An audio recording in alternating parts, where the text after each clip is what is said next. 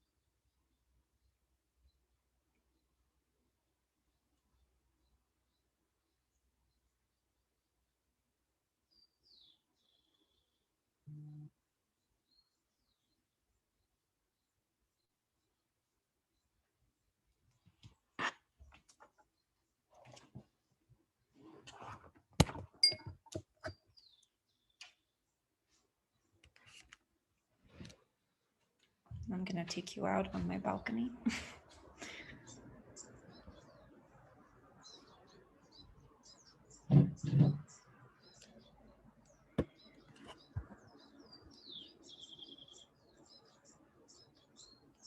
Are those the actual sounds of birds right now? Or did you Yeah. put it? Wow, that's beautiful.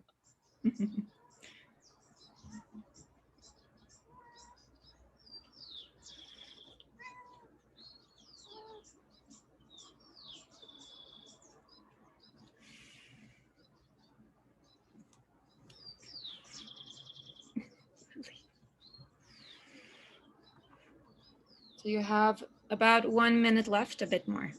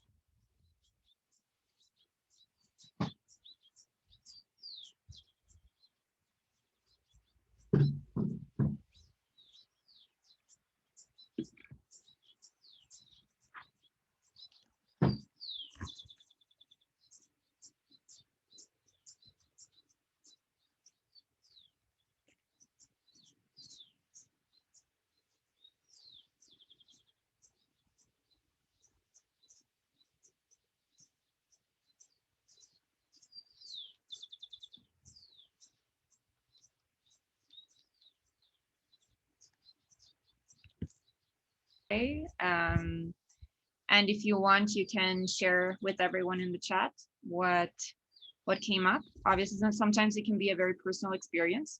So we invite you to share if you would like. And then the second question that we're going to do also for about 2-3 minutes is, so here you can also write it down and circle it. What is my message that I wish to convey to the world through my work or activism? So what is the message I want to share? And it's a one sentence, just a one sentence exercise. And I'm going to give you about 2 minutes for that one. Hannah, do you think people could start putting their sentences in the chat just so that it gets people to think, whoever is ready to share? Everyone who wants to share are super welcome to. Mhm.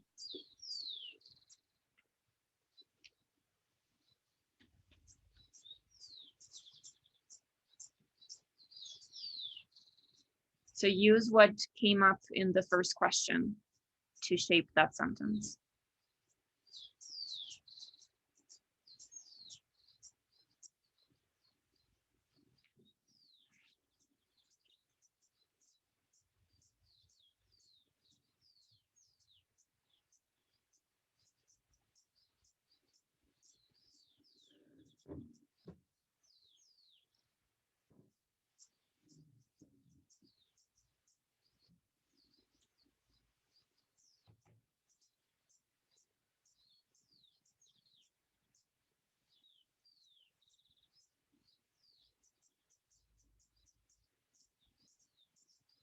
One more minute. We have some reflections already coming in the chat. Maybe we Great. could get them out after the 2 minutes are up. Great.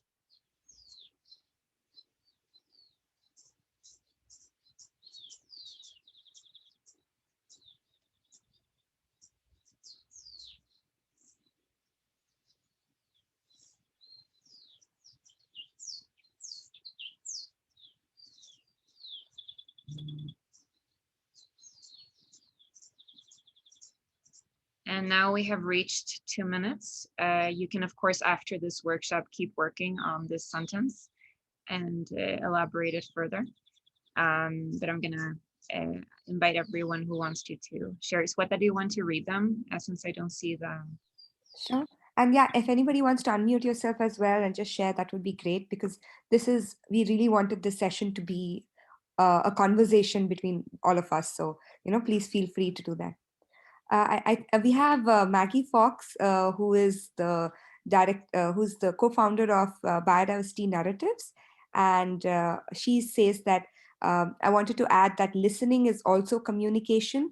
Deep listening to ourselves and to others is a predictable miracle when it comes to helping us sharing our thoughts, dreams, and the truths. Beautiful. Maggie, would you like to unmute yourself and share anything else with us? We're really happy to actually have her in our call. She's an amazing, inspirational person for all of us in Gibbon, and it's so amazing that she could join us today. Hi, Sweta, can you hear me? Yes. Okay, good. Good morning, or for me, good morning. Good day to everyone. It's a delight to be here. Sweta asked me to perhaps say some words, but I demurred for a minute because it was just such a rich conversation. I was trying to just listen, truly listen, and hear not just these beautiful birds in the background, which already has changed my mood by just that simple sound, but also because I heard such heartfelt questions and thoughts. I am at this point in my career devoted to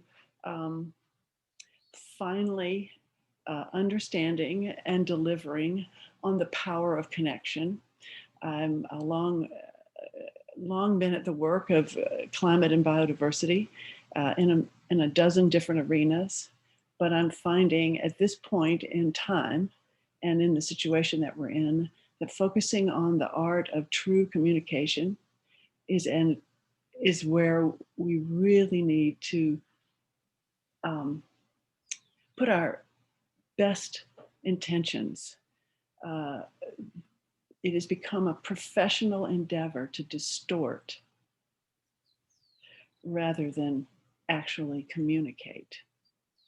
So I think I'd commend Gibbon for doing this workshop, and I think it's critical for all of us to just be curious, really foster curiosity as another form of communication, and to be curious, as I think all of you just demonstrated today, what it is it takes to truly communicate, not to hit someone or weaponize or get my way, but simply to communicate honestly, because that kind of authenticity actually is transformative, particularly today. Thank you so much for sharing. That was really beautiful. Thank you. All of you just been. I'm not putting my camera on because I started my first call at 6 a.m. and I'm really not quite ready to be on camera. So the rest of you look very beautiful. So we're gonna go into a guided nature meditation. And that's why I also wanted to sit out here so you would hear the birds while I guide you. Can you hear me okay like this? Okay, great. Yes. Okay, so just sit up, relax in your shoulders. Begin by finding a comfortable seat. Rest your hands lightly on your thighs, palms up, and gently close your eyes. Without changing anything, bring your awareness to your breath. Simply observe the sensation as your breath moves in and out of your body. Perhaps the rise and fall of the belly, the movement of air at the tips of the nostrils, or the quiet oceanic noise of the air flowing in and out. Allow each breath to calm the body, your mind, and focus your awareness on the present moment. With each inhale, become aware of the forces of nature that are within and around you. Feel this life energy animate your skeleton, lifting your chest and lengthening your spine. Each inhalation brings awareness and alertness to your senses. The sounds near and far, the temperature, the feeling of your weight being supported by the ground beneath you, any pleasant aromas floating in the air. With each exhale, feel your body release and relax. Inhale and recall a peaceful scene that represents an essence of nature for you. Whether you visualize the beach, mountains, forest, a butterfly, yourself and with a friend, or a lake, allow your eyes to move behind your eyelids from left to right, up and down, taking in the different subjects around. Perhaps you imagine water drops on the leaves, or the bush next to you, or birds flying up above. Imagine the sounds that would be present. A distant chirp of a bird, the wind passing through the crown of the trees, or the sound of waves washing ashore. Feel the sun and the wind against your cheek, the earth beneath your feet. Perhaps you can smell or even taste the pine trees or the salt in the fresh air. Each exhale brings you a deeper sensation of serenity. The essences of nature are the forces that drive creation, preservation, regeneration, and transformation. Together, as a web of life, they enable the experience of aliveness and intrinsicality of the world in which we live and share with other living beings. Now let's bring our attention back to our scene. As you breathe, focus on one of the elements that you see, feel, or hear around you in your mind. Maybe it's a bird, a tall tree, a still lake, or a crab digging itself down below the sand. When you are ready, inhale and invite your awareness back to your body and your senses. Tune back into the sounds around you, your heartbeat, your breath. Feel the deep connection and harmony you have created. Try to keep that scene in your mind like a photograph and slowly open your eyes.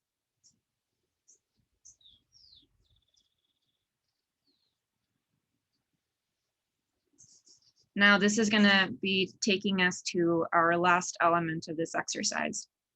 I will give you about 6 to 7 minutes, during which I ask you to prepare a short story. It can be it can be from 1 sentence to 100 words that is inspired by what you saw, what you felt, or what you heard in your meditation. And that in some way reflects your unique relationship with the rest of the earth. And you don't have to present this to anyone if you don't want to, but we do invite you to share it in the chat afterwards. So I'm gonna give you 7 minutes, and then we're gonna close this exercise.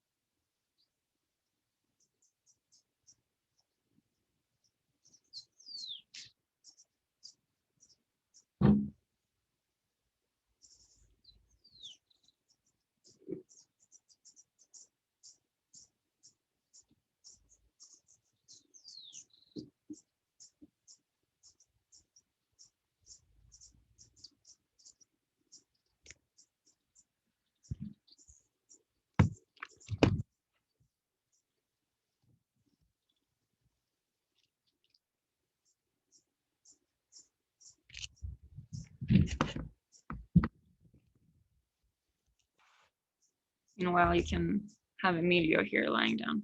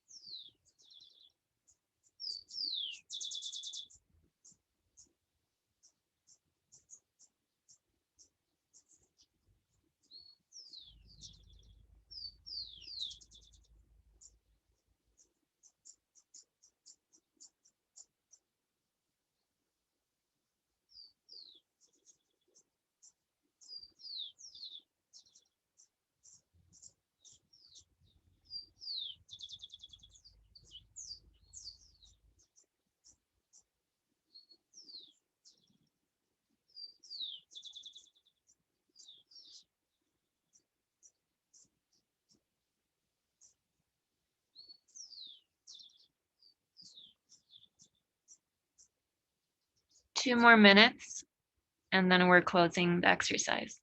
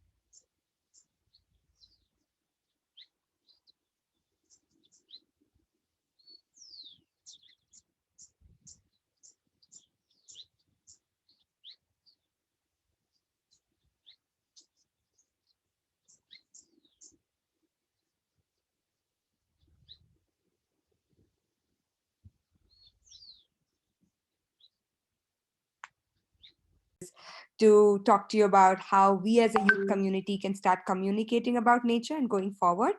And also like ways in which you can get connected with us and support us in all the work that the youth across are doing. So I've just put a few links from our site for you guys in the chat, and you can look at it.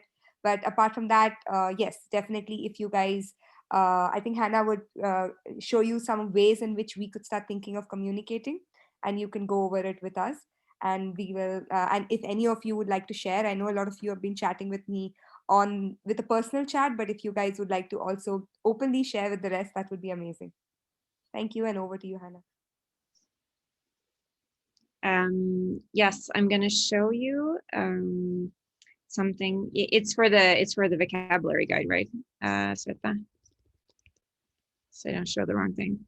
Yes, yes. Yeah, cool. Anything so else to say about the last? Sorry?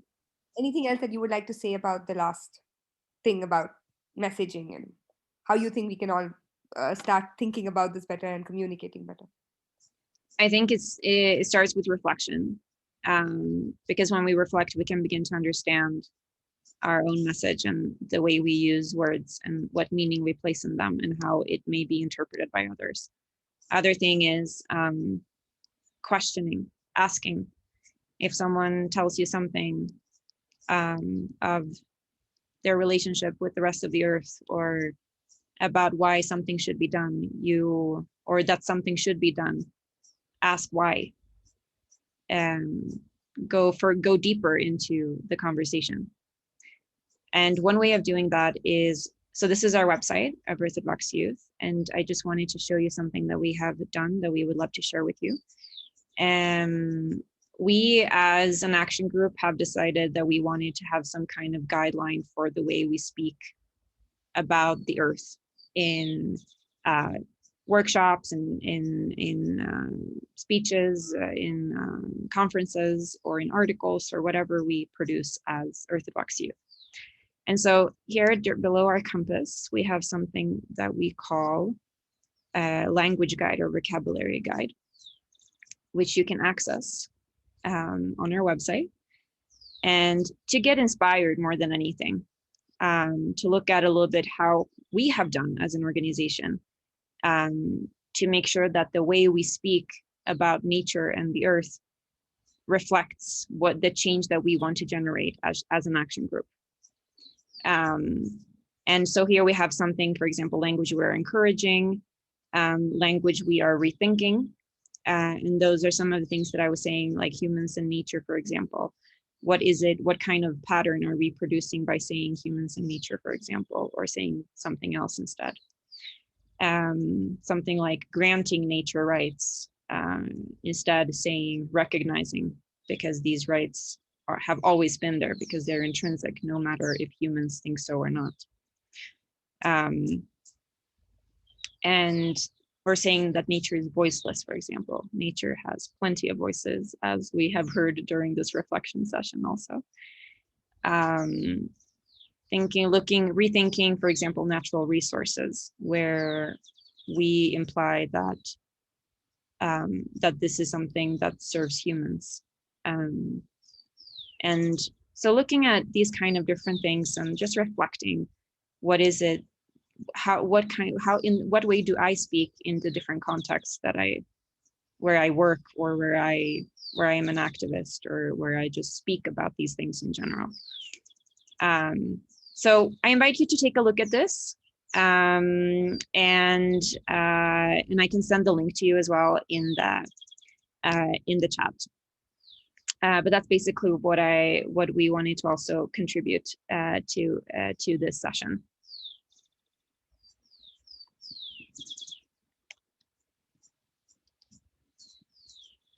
So we actually have a lot of people who are thanking you, Hannah, for the amazing session in the chat, as you can see.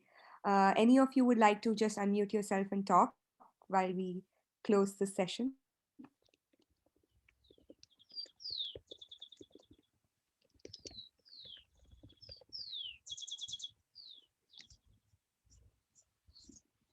Zakir, I know you're from Given, Pakistan, or hello everyone, I want to speak.